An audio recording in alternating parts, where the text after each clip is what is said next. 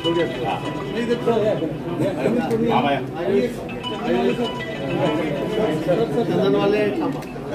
एकदा समोर समोर एकदा समोर चंदनवाल्याने का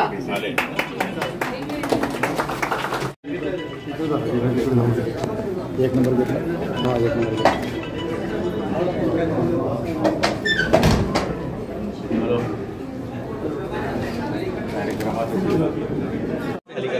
जळगाव सिव्हिल हॉस्पिटलमध्ये आज MRIचं या ठिकाणी उद्घाटन करण्यात आलं आणि त्याप्रसंगी आदरणीय गिरीश भाऊ असतील किंवा खासदार महोदय आमदार राजू मामा उपस्थित आहेत. मला वाटतं जळगाव सिव्हिलमध्ये ज्या सुविधा पाहिजे आहेत त्या सगळ्या सुविधा मेडिकल कॉलेजच्या मार्फत या ठिकाणी करण्यात येत आहेत. त्याच्यामध्ये MRI मशीन असेल, काही दिवसानंतर आता CT स्कॅन मशीन 25 दिवसामध्ये दाखल होतं आहे, मिल्क बँक आहे, रिप्लेसमेंट आहे, स्टोनचं ऑपरेशन करायचं आहे. या सगळ्या सुविधा मला तरी असं वाटतं की उत्तर महाराष्ट्रामध्ये जळगावमध्ये जे आहेत त्या कुठेच नसतील अशा पद्धतीचं आमचं हॉस्पिटल या ठिकाणी तयार झालेलं आहे.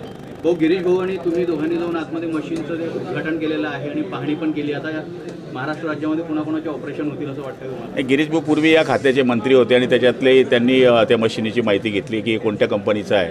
त्यामुळे असं काही करण्याची गरज राहिलेली नाही आहे. कोणाचंच ऑपरेशन करण्याची गरज नाही. आपणे आप ते पेशंट आमच्याकडे येत आहेत.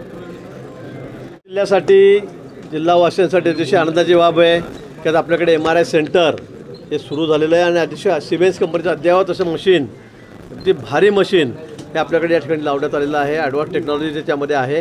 त्याचबरोबर गुलाब भाऊन सांगितल्याप्रमाणे आता लगेच आपण या महिनाभरामध्ये नवीन CT स्कॅन तेही मशीन या ठिकाणी लावतो आहे. आणि मला असं वाटतं की फक्त ऑर्गन ट्रान्सफर हा जर विषय सोडला तर सगळ्या शस्त्रक्रिया ऑपरेशन आपल्याकडे त्या ठिकाणी होत आहेत. अतिशय अद्ययावत अशी मशिनरी इमारती या ठिकाणी झालेल्या आहेत.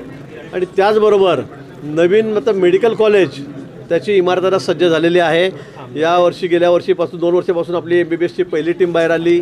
आता इथे PG सुरू झालेलं आहे. इथे होमिओपॅथी, आयुर्वेदिक, आता सगळे सेक्शन जे आहेत वेगवेगळे विभाग ते या ठिकाणी सुरू झालेले आहेत. त्यांच्या पहिल्या टीम 5-5, 4-4 वर्षांनंतर त्या बाहेर पडलेल्या आहेत. मेडिकल हब देशामध्ये कुठेही नाही ते आपण आपल्या राज्यामध्ये या ठिकाणी घेतलेलं आहे. ही आनंदाची बाब आहे.